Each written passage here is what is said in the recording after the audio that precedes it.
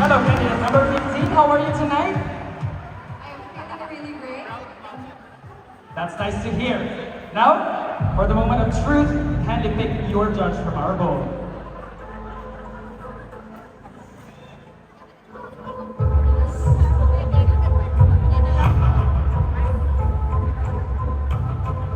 Candidate number 15, your judge to ask the question is the chair of judges. Ms. Jeza Villar Simon. 10 years. Candidate number 15. Good evening. Ready ka na? I am.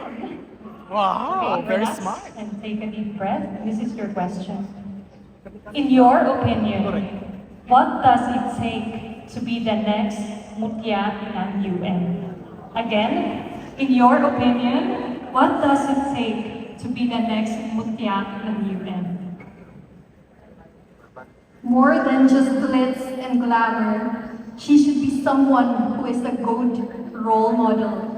More than just her beauty and charm, she should also be an effective spokesperson, a transformational woman who engraves in her heart this university's core values in which everyone can look up onto. And so I believe that to be a Mutya ng UN is more than just being the face of this university. It is a job, a responsibility, which means that she should be able to apply this with or without any audience in or outside the campus. And I believe that I embody all these characteristics and is more than willing to take on the job of the next Mutya ng UN.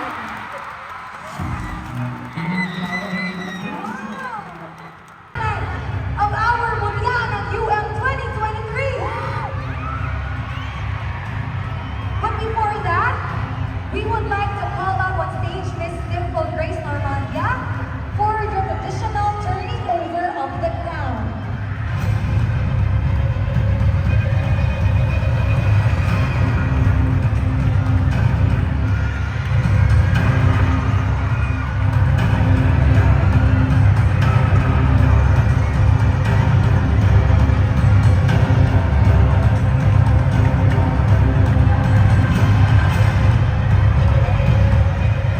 Woo! Are you ready, UM? Alright!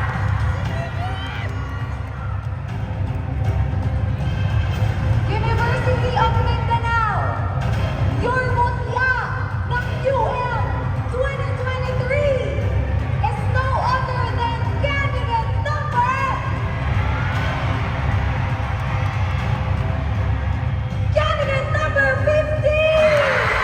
Janina Pinakaman, UMA, College of Teacher Education! Congratulations, College of Teachers Education! Mutya ng UN 2023!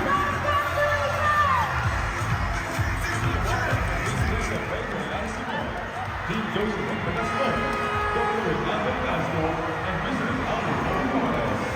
And so receive Mission Big Credit, Samsung Galaxy A04s, to be given by Miss Melissa Lin, Zamora, and Meryl Liu, Channel Manager. How are you tonight? To tell you honestly, sir, I feel so blessed and grateful because I can see that there's a lot of people who are supporting me and believing in me. Thank you so much. Congratulations once again for being part of the top four. And now, for the moment of truth, please pick your judge from our bowl.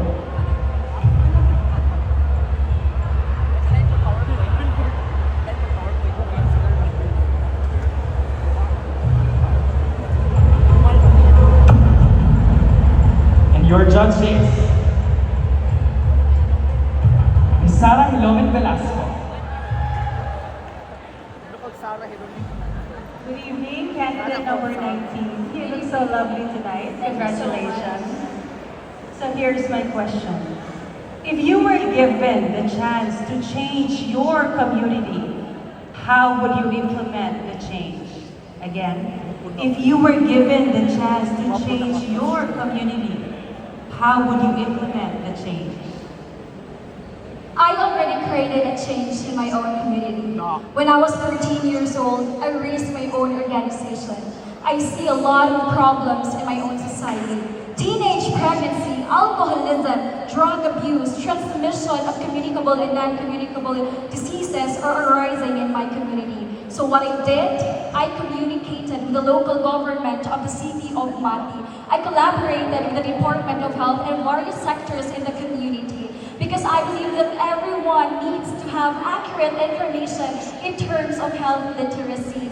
We need to provide them, to educate them about its importance. Because if we are able to amplify everyone to be an ally, therefore we could make a better society and we could win any health issues that we are about to face. Thank you.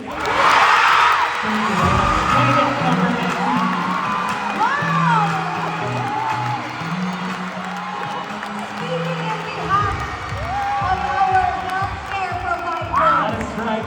It's so impressive that at such a young age, he was able to advocate for amazing. Kumusta, candidate number 8, ang ating best in talent? My knees might be trembling right now, but I am certain that this event will end up lightly for me because I have done my very best. Wala pa kayo sa criteria ha? Check! To remind our judges. Okay, kindly pick the name of your judge.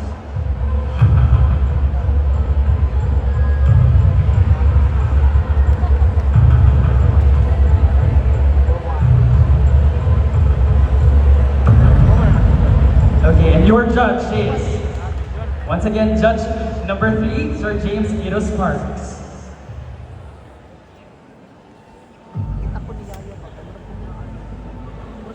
Okay, congratulations, candidate number 3. Thank you so much. Okay, tanong ko sa'yo. What is the one life-changing decision that you have made and how did that impact you? Again, what is that one life-changing decisions that you have made and how did that impact you? Thank you for the question. That one life-changing decision that I have made was to really see the beauty with my own individuality. Because as a young diamond, I was struggling to find confidence within myself. Because I thought that my acne, my body discoloration, my skin color are unacceptable. And so it impacted me that in a way that I realized that I am beautiful regardless of how I look, regardless of my skin, regardless of my size. And let this be a reminder to everyone that is listening, especially to our fellow Yoemianos, to always decide to be your own unique way and to always wear your own truth and to stop conforming to the society's ideas of perfection and stop trying to fit in because you're not supposed to fit in because you are meant to stand out. And I believe if you just learn to accept your imperfections and embrace your flaws, you can be like an amazing phoenix who rise up above the ashes and who learn how to flop your wings back up high, even beyond excellence. Thank you so much.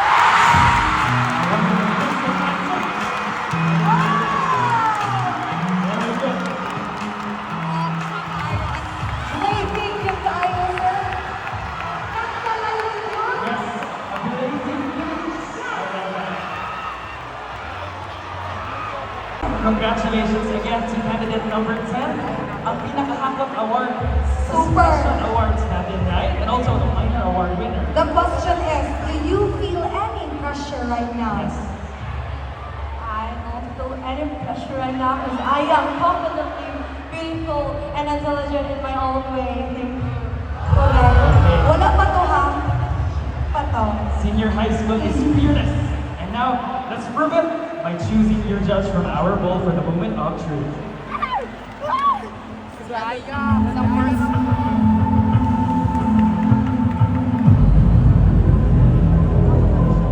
the judge to give you your question is judge number 3, Sir James Sparks.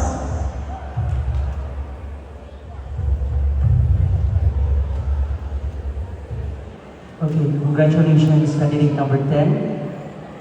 Thank you so much. So, ito yung question ko para sa'yo. If you could give advice to your younger self, what would it be and why?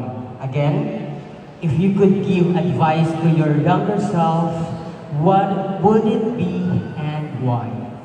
If I were given a chance to give advice to my younger self, I would advise myself to step out of your comfort zone. Just to let everyone know that this is the first pageant that I joined. Because I am not confidently beautiful. Because I am not confident in myself. And I am not proud of myself. And I don't believe in myself.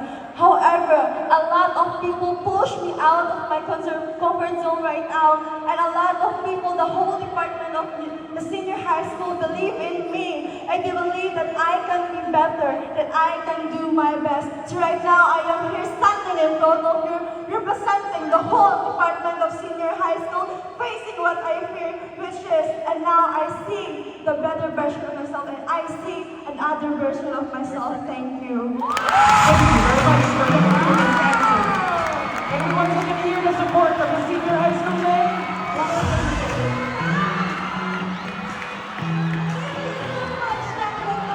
21! Alright. Good evening, candidate number 21. Mapasaylo pamili mo.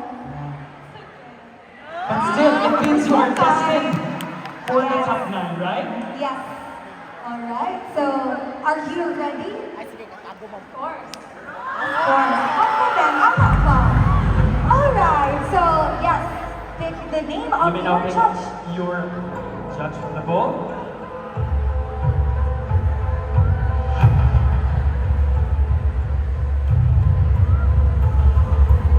And your judge is judge number 2, Sir Neil Patrick Jimlan.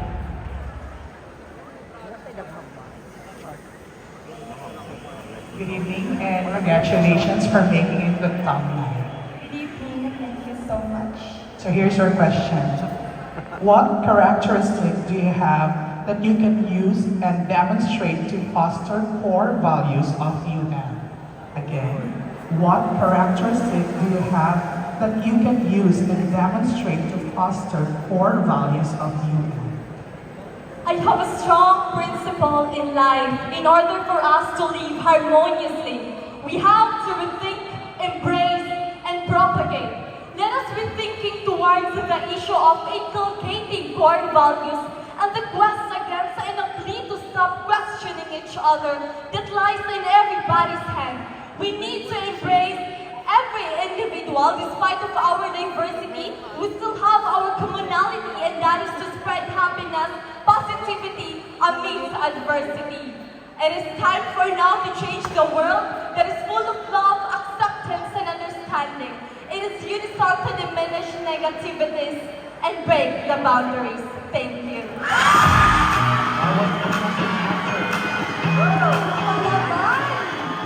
Palaban. US Tago.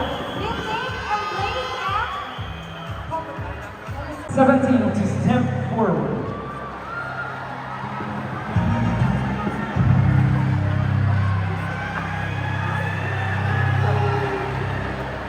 our TNT Texter's Choice Award.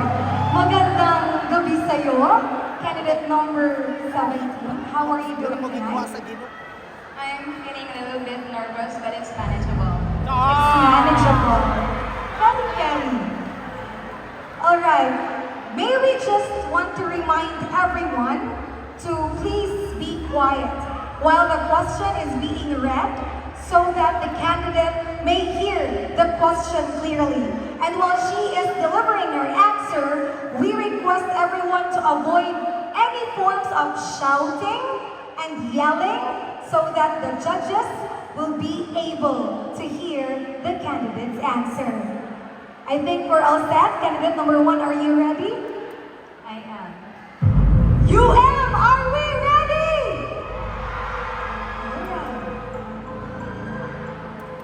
So yes, where is our magic book? Candidate number 17, please take your judge from the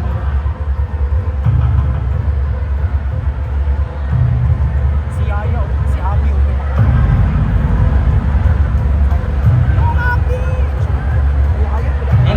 have you the question is judge number 4, Mr. Abraham Dali.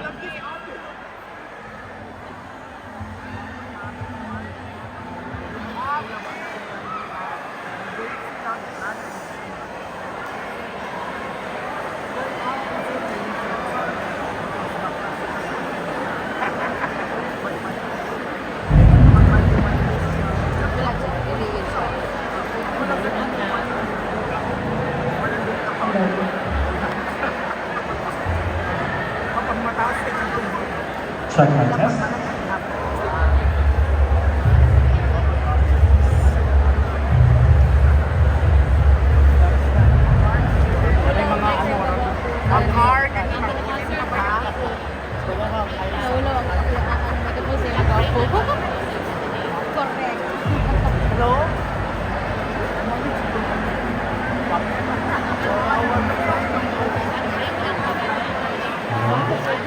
There we go. Hi, good evening. First of all, congratulations, candidate number 17. Thank You look stunning tonight. So, are you ready? So, my question is,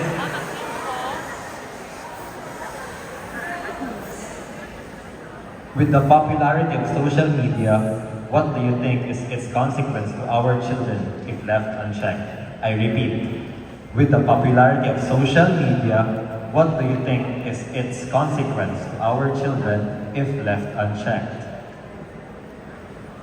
Nowadays, more and more children are engaging in social media. And the problem with kids is that they tend to imitate anything that they've watched and believe anything that they've seen without thinking twice. And I would like to remind the parents to make sure that you are checking your children and to make sure that they are not becoming victims of the negative circumstances that social media may bring. Thank you and good evening. Candidate number 17. Very stunning. Kumusta ka po ngayong gabi, candidate number 12?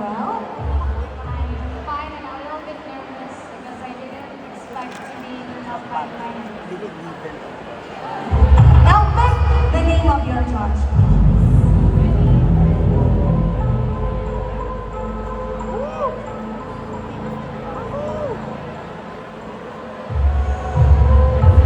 Your judge once again is Ms. Sarah Clemen Velasco. Good evening, candidate number 12. Good evening, ma'am. How do you feel tonight? I feel really nervous, but I know I'll get by. Yes, wow! All right, so here's your question. With the cliche, women are from Venus and men are from Mars. What do you think men can learn from women and women can learn from men? Okay, I repeat. With the cliche, women are from Venus and men are from Mars. What do you think men can learn from women and women can learn from men? I do believe that it's time that we see both genders as a spectrum and not two sets of opposing ideals. I do believe that what women can learn from men is the strength and bravery. A lot of men face challenges, especially wars. They are our politicians. They serve as the father that protects their family. And as for what men can learn from women, is that the emotional intelligence. Women are always labeled to be too emotional, too dramatic, but I think those emotions are a reflection to what we see and feel with our society. And I think that if men learn how to be emotional, then I think that they can create a better relationship with other people. And I do believe that we should stop this mindset that we compare men and women because both play an important role in our society. And I think that if we go hand in hand together, we can build a good relationship towards our fellow men. That would be all. Thank you. Thank you very much for that insightful answer. Candidate number 12. Emotional lagi kayo, Panda. Let's go. Para dapat ko na. Your next candidate number 5.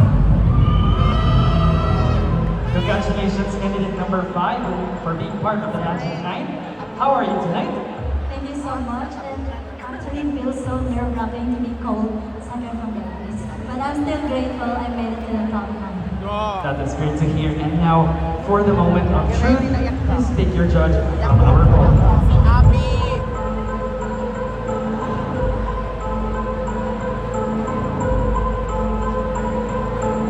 And your judge is judge number 2, Sir Neil Patrick Jimlaki. Hello, good evening. Congratulations. Hello, sir. Good evening and thank you so much. So here's your question. What is the most significant obstacle that students in general face and what should be done about it? Again, what is the most significant obstacle that students in general face and what should be done about it? According to the World Health Organization, there are 3.6 million Filipinos who suffers from mental health problems in our country. Therefore, how much more percentage the 3.6 million Filipinos that students and young people face? It is a challenge to all of us to pay attention, to give action to this problem. Because mental health is very important. Acknowledging your emotion, acknowledging your feelings, and being true to yourself is one way of relating to others. We cannot give from an empty vessel. Therefore, we should be full within ourselves first. And doing that is paying attention to our mental health. And everyone, just as what Mahatma Gandhi said, be the change that you want. And remember, we always have the chance to choose change. Thank you. Thank you very much, candidate number 5. From UL Tago. Wow. I feel honored and blessed to be part of the top 9. Thank you so much. Honored and blessed. Well, yes, pick the name of your judge. Ba't ano? Ba't siya?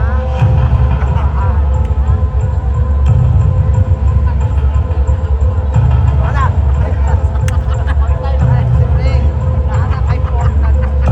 And to give you your question is the chair of the panel of judges, Ms. Jazamay Cuellar Simon. Good evening, candidate number 20. Good evening, ma'am. So I want you to listen very carefully. This is your question. What is the most important thing we should teach to our children today? Again, what is the most important thing that we should teach our children today? It's about looking. The most important thing that we should teach to our children today is the value of education. Because education does not just give us the pathway towards success, but it also teaches us the morals that we can carry inside and outside of the school. And with this, it unleashes not just the personal, but also the professional skills of our children. And altogether, if we are going to carry this all throughout, we can create not just the community, but the city and the country ascending. Thank you so much. Thank you very much, candidate number 20.